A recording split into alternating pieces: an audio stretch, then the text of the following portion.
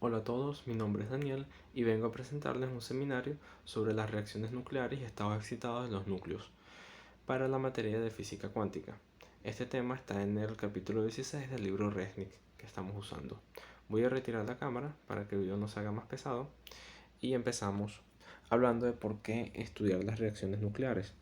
Entonces una de las primeras razones es porque las reacciones nucleares nos van a dar información sobre los estados excitados de los núcleos. Además, vamos a poder utilizarlas para estudiar la fisión y la fusión nuclear que se trata en secciones más adelante de este capítulo. Y en secciones anteriores ya se había hablado un poquito de las reacciones nucleares. En el tema del balance de energía, se había obtenido que habían algunas cantidades que se debían conservar en cualquier reacción nuclear.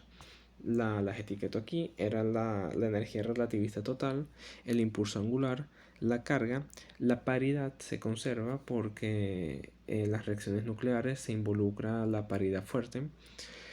Y por último, el número de nucleones se debe conservar también antes y después de nuestra reacción. Existen muchísimos tipos de reacciones nucleares, esto debido a que cualquier partícula que sea estable me puede servir como una partícula de bombardeo, igual que cualquier núcleo estable puede servir como un núcleo blanco.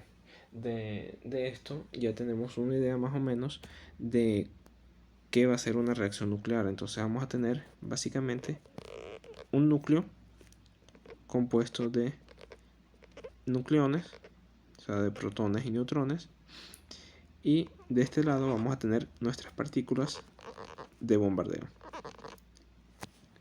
Esas partículas se van a enviar en dirección al núcleo. Puede ser en cualquier dirección, en cualquier ángulo aquí. Y dependiendo del ángulo en que se envíen, vamos a tener distintos casos, que ya los estudiaremos un poquito más adelante. Después de la reacción se va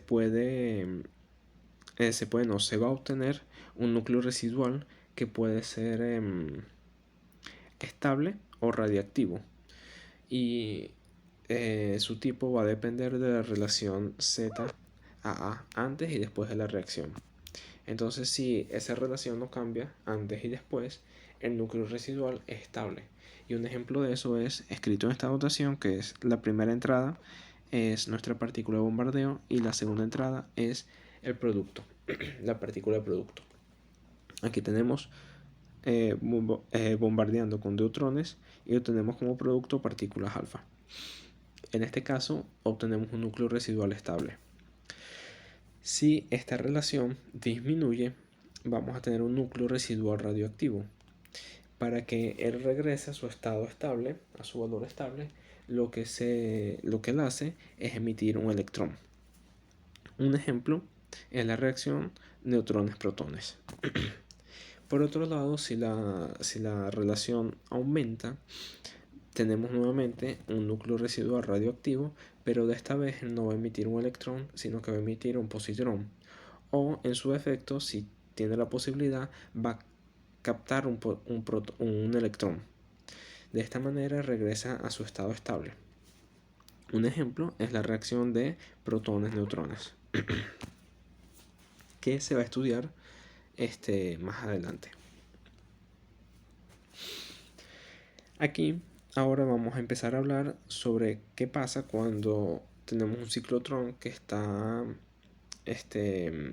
disparando protones a 50 megaelectronvoltios y estos inciden sobre un núcleo blanco. Vamos a hablar únicamente qué pasa durante este proceso. No nos importa qué pasa antes o qué pasa después. Únicamente lo que está ocurriendo en el momento. Y entonces, ¿qué puede pasar? El protón con esta energía va a ser dispersado por el núcleo debido al potencial de Coulomb. Esto a menos que la dirección en la que viaje el protón sea prácticamente la dirección del centro del núcleo. Entonces tenemos esto. Aquí, como sabemos, tiene nucleones. Nuestro protón está aquí. Bueno, nuestro haz de protones está aquí. Si él viene en la dirección del centro, vamos a poder, se va a dispersar por el potencial nuclear. Si él no viene en la dirección del centro, por ejemplo viene por aquí, se va a dispersar por el potencial de Coulomb. También existe la posibilidad de que el protón tenga suficiente energía y penetre dentro del núcleo.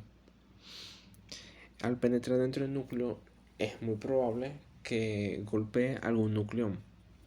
Si este nucleón que es golpeado escapa de inmediato del núcleo, se dice que tenemos una interacción directa. Con dibujitos tenemos aquí el núcleo, aquí tenemos varios nucleones y aquí tenemos nuestro haz de protones. Si nuestro protón viene, penetra el núcleo y golpea, por ejemplo, este nucleón, y este núcleo sale de una vez del núcleo, se dice que eso es una interacción directa. También existe la posibilidad de que no salga de una vez, que es lo más probable, y el nucleón es reflejado dentro del núcleo, chocando contra otros nucleones, que esos nucleones chocan contra otros y se forma lo que es conocido como una cascada de colisiones. Esto excita a muchos electrones, obteniendo lo que se conoce como un núcleo compuesto. En este punto, cuando se tiene un núcleo compuesto, no existe ningún nucleón que esté lo suficientemente excitado como para que pueda escapar del núcleo. Él, para escapar del núcleo, necesita tener más de 8 megaelectronvoltios de energía para poder romper el enlace del potencial nuclear. Como los protones tienen esta energía y esa energía se va a distribuir entre todos los nucleones que tenemos dentro del núcleo, si hay bastantes, entonces cada uno va a tener una pequeña parte y no va a ser lo suficiente como para romper este enlace. Sin embargo, después va a conseguir una manera de hacerlo y escapar del núcleo, que más adelante se los comentaré. Bien, por aquí tenemos que la longitud de onda de Broglie para estos protones en un pozo de potencial de esta misma energía es aproximadamente de 3 Fermi. 3 Fermi, exacto. Los protones y los nucleones se van a mover dentro del núcleo, como ya les había comentado. O sea, ellos van a empezar a chocar entre ellos y se puede simplificar ese proceso al de las bolas de billar, que van chocando unas contra otras y se va formando esa cascada de colisiones. Esto es válido siempre y cuando no se consideren las propiedades ondulatorias de las partículas. En lo que se empieza a considerar, se empieza a corregir términos y a cambiar algunas cosas. Algo interesante es que en la dispersión de Coulomb, la sección transversal de dispersión diferencial, esta que tenemos aquí, que se obtiene en la teoría clásica de Rutherford, es idéntica a la que se obtiene en la mecánica, aquí no es clásica, sino cuántica. O sea, la teoría clásica de Rutherford se obtiene exactamente lo mismo que en la mecánica cuántica, y eso lo podemos ver bastante sencillo, sabiendo que la fuerza que es ejercida sobre una partícula varía de acuerdo al término, debería escribir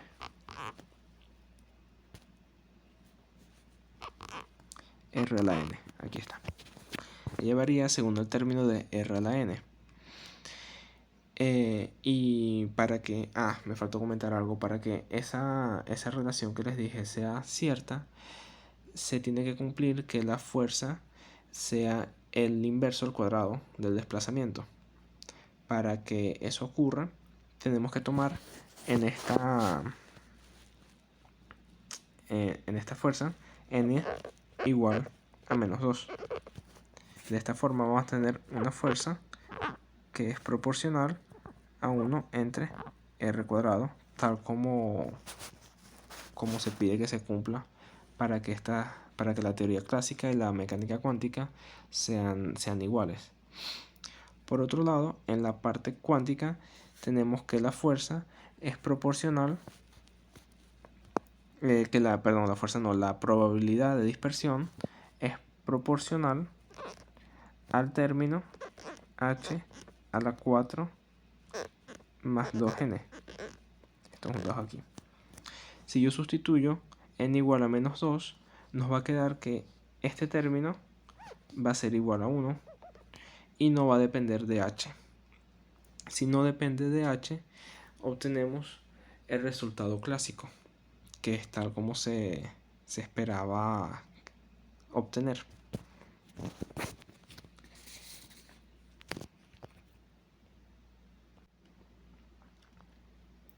En esta figura que tenemos aquí se muestra la probabilidad de dispersión elástica como función del ángulo de dispersión para un protón incidente de 50 megaelectronvoltios en un núcleo típico, o sea, en nuestro núcleo blanco que estamos estudiando. Notemos que para ángulos pequeños de dispersión,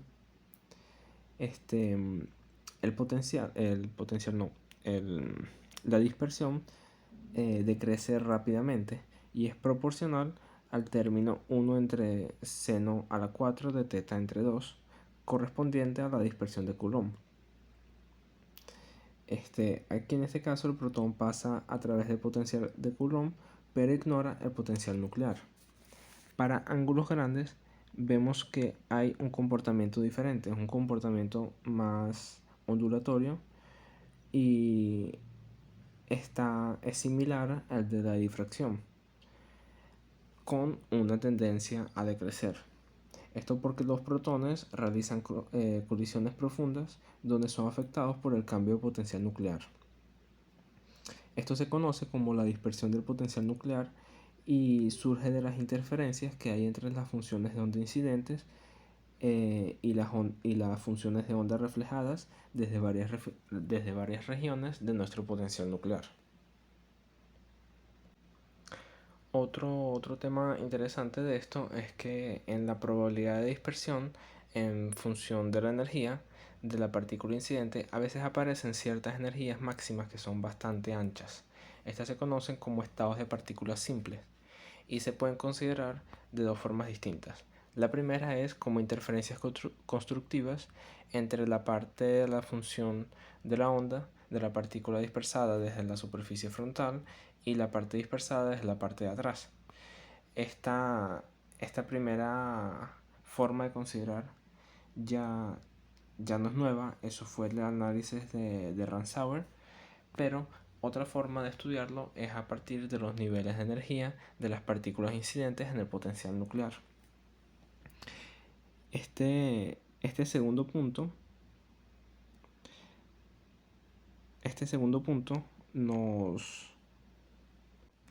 me quedé pegado. Este segundo punto nos sugiere que los estados de partículas simples son muy anchos, por lo tanto los máximos también son anchos. Podemos hacer un pequeño cálculo para confirmar esto. Tenemos que el tiempo para que un nucleón de 50 megaelectronvoltios viaje el diámetro nuclear es de aproximadamente es igual a la distancia del núcleo entre su velocidad de desplazamiento. Esto es cerca de 10 a la menos 14 metros, que es el diámetro nuclear, entre la velocidad, que es aproximadamente 10 a la 8 metros sobre segundo. Esto nos da un tiempo de 10 a la menos 22 segundos para que el protón viaje todo el diámetro del núcleo que está penetrando. Por lo tanto, la anchura típica del estado, que se conoce como gamma, va a ser igual a h barra entre este tiempo, que es aproximadamente 10 a la menos 15 electronvoltios por segundo, entre el tiempo, que es 10 a la menos 22. segundos. Eso nos da un ancho de 10 megaelectronvoltios. Entonces este ancho es 12 veces órdenes de magnitud más grande que el que se había estudiado en el decaimiento gamma para bajas energías. Lo que estamos viendo es que para estas partículas que tienen la energía bastante grande, el ancho también es bastante mayor. Ahora, si consideramos nuevamente las colisiones que hay entre protones y nucleones, cuando el protón penetra dentro del núcleo, antes del choque, el protón viene con un impulso angular que lo da el haz incidente. Por lo tanto, los protones deberían moverse en esa dirección después de que el protón choque contra ellos.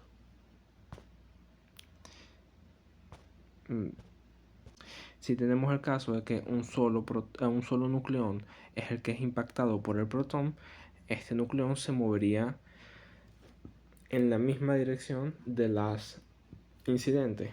Sin embargo, si el protón choca a varios nucleones o el nucleón luego choca a otro, esa información se va perdiendo y ya no se van a mover todos en esa misma dirección. Aquí tenemos una figura que muestra el espectro de protones de altas energías que son emitidos para un ángulo fijo. Perdonen que la foto se ve súper pequeña, pero voy a tratar de hacer lo mejor posible. En la energía más alta, que es esta que tenemos aquí, corresponde a los protones que son dispersados elásticamente por el potencial de Coulomb o el potencial nuclear. Fíjense que aquí el número de protones que salen es bastante grande. El siguiente grupo, que es este que está aquí, es el de los protones dispersados inelásticamente, proveniente de las interacciones directas, o sea, cuando el protón choca contra un nucleón y ese nucleón sale de una vez. Después, a medida que hay más reflexiones dentro del núcleo, va disminuyendo la cantidad de protones hasta que llega a este punto de corte aquí en 10 megaelectronvoltios, que sería el análogo a tener una reflexión total interna, que si lo recordamos de óptica es cuando la luz entraba en un medio y luego no había ningún haz reflejado. Aquí obtenemos lo mismo, no tenemos ningún protón que va a salir porque todo queda dentro haciendo colisiones entre ellos. Cuando un protón ingresa dentro del núcleo, él tiene un 90% más o menos de probabilidad de chocar contra un nucleón. O sea, una probabilidad bastante grande de que él choque contra algo. Pero solo un 10% de esa probabilidad corresponde a la interacción directa. O sea, solamente un 10% sería el protón chocando contra el nucleón que va a ser emitido. La primera colisión ocurre en aproximadamente 10 a la menos 22 segundos. Ese es el tiempo promedio que tardaría el protón en recorrer el diámetro del núcleo y encontrarse con algún nucleón. En los tres primeros choques, la energía que se distribuye entre las partículas es suficiente para que escape algún nucleón, pero a medida que van aumentando las colisiones, se va disminuyendo esa probabilidad bastante rápida. Después de un tiempo en el que van ocurriendo varias colisiones, se llega a un equilibrio térmico, por así decirlo, que se conoce como el estado compuesto. Normalmente los sistemas compuestos tienen pocas partículas, alrededor de 100 nucleones. Y debido a que ocurren unas fluctuaciones grandes, algunos nucleones logran alcanzar energías superiores a la de enlace y logran escapar del núcleo. Usualmente escapan los neutrones porque los protones están bastante anclados debido a la barrera de Coulomb. O sea, es más difícil que un protón obtenga la suficiente energía como para vencer esta barrera. En cambio, los neutrones, como no están anclados a esta barrera, lo logran más fácil. Se van a escapar algunos neutrones, lo suficientes hasta que la energía que está dentro del núcleo no sea suficiente como para que algún neutrón logre salir. Cuando se llega a ese punto, el núcleo busca su estado estable por decaimiento gamma, que es como ya se había estudiado en algunas sesiones anteriores. Y continuando, en el núcleo compuesto, la excitación va a estar distribuida en muchas partículas.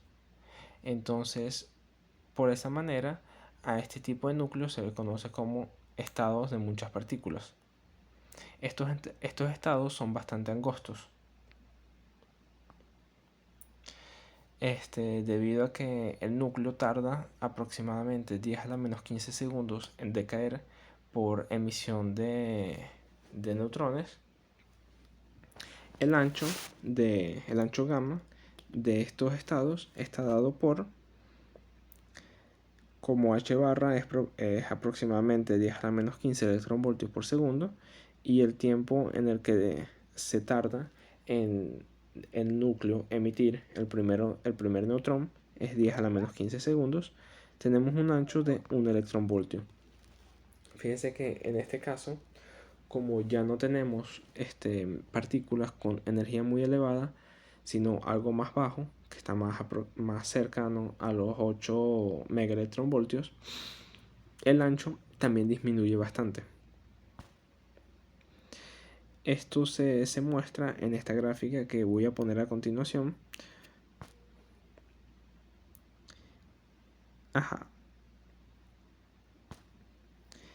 La forma de cualquier sección transversal de la gráfica anterior está dada por esta fórmula de Bragg-Wiener, donde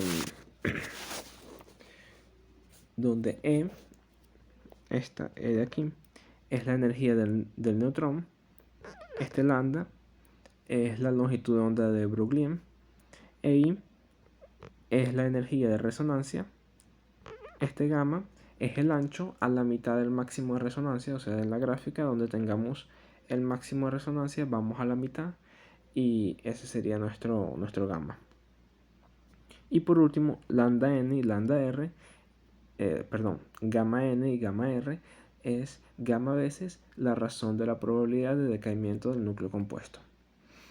En el caso de que tengamos un neutrón de baja energía, el valor máximo posible está relacionado con este factor de aquí, que corresponde al área de un círculo que tiene radio lambda entre 2pi.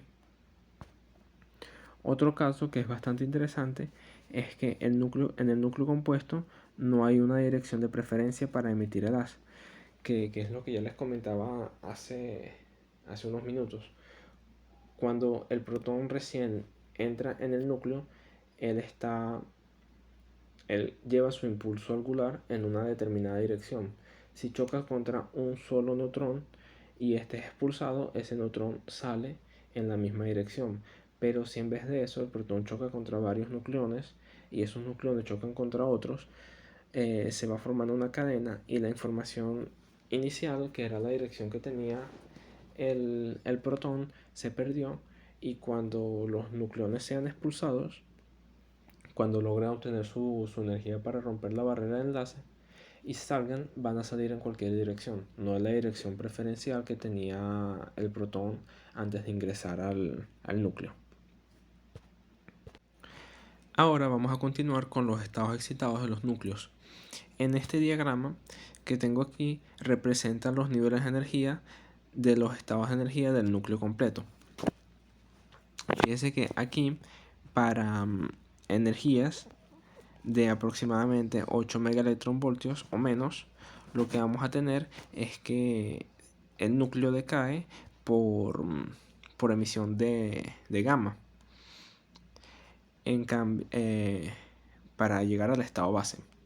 En cambio, a medida que aumentamos la energía, nos alejamos de los 8 megaelectronvoltios, la emisión de nucleones se hace posible. Además, estos estados se funden a estados de muchas partículas, y si tienen muchas partículas, tienen bastante... los saltos que pueden hacer son bastante cortos y se funden en un continuo. Esto aquí no se ve muy bien por la imagen, pero es un continuo, no es algo discreto como tenemos aquí varias rayitas. Sin embargo, a pesar de que es un continuo, se ven los niveles bien marcados.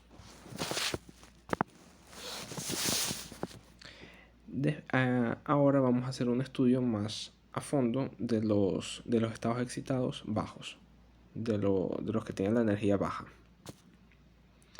El caso más simple ocurre cuando el núcleo tiene un estado base que consiste en un número de subcapas con números mágicos llenos, más un electrón. O sea, vamos a tener una cantidad de subcapas corresponde al número mágico que están llenas, y tenemos un nucleón más aparte de esas subcapas llenas. Este nucleón, cuando es excitado al primer estado excitado, lo que va a hacer es saltar al siguiente nivel de energía. Por ejemplo, aquí en este diagrama, para el isótopo de oxígeno 17, el estado base está aquí y el núcleo saltaría a este estado aquí, que tiene que es par y spin un medio. Esta paridad y spin ya estaban predichos en el capítulo 15. A partir del primer estado excitado, no existe una fórmula que prediga qué es lo que vamos a obtener, ni tampoco tenemos una fórmula que nos prediga cuál es la energía que va a tener en ningún estado excitado.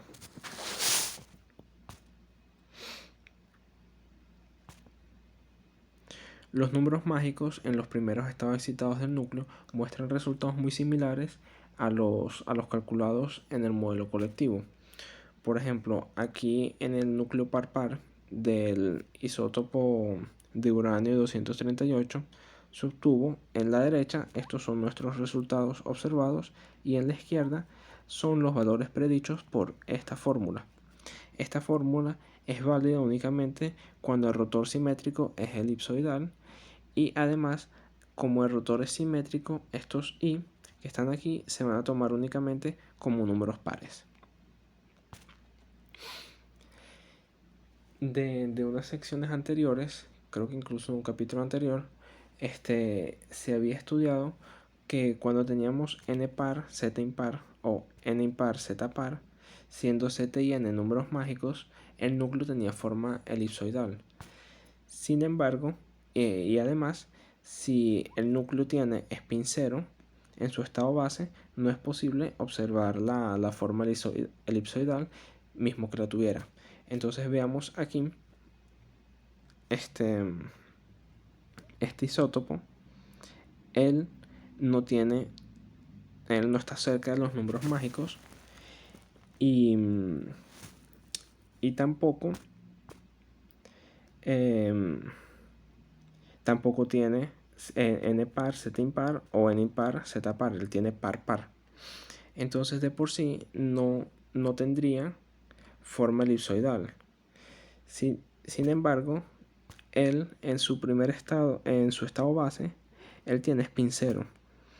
Y por esta frase que tenemos aquí, vemos que cuando el spin es 0, mismo que nuestro átomo tenga forma elipsoidal, no se va a observar. En cambio, cuando n y z están muy próximos de los números mágicos, lo que vamos a tener es que los efectos colectivos son muy bajos y estos núcleos son esféricos. La diferencia entre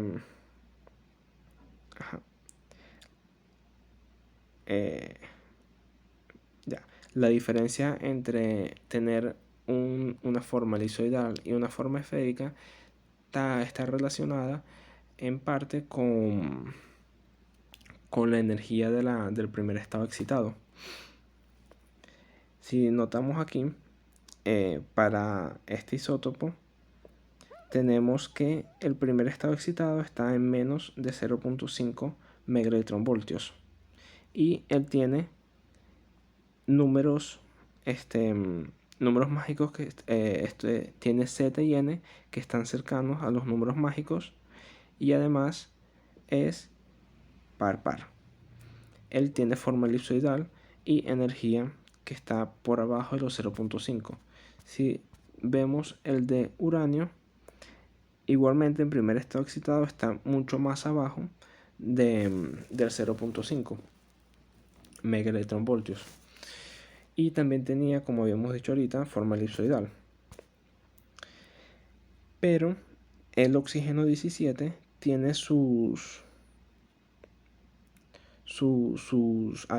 me quedé pegado. Su Z y su N bastante próximos a los números mágicos, y entonces por eso, por lo que hemos visto ya, tiene forma esférica.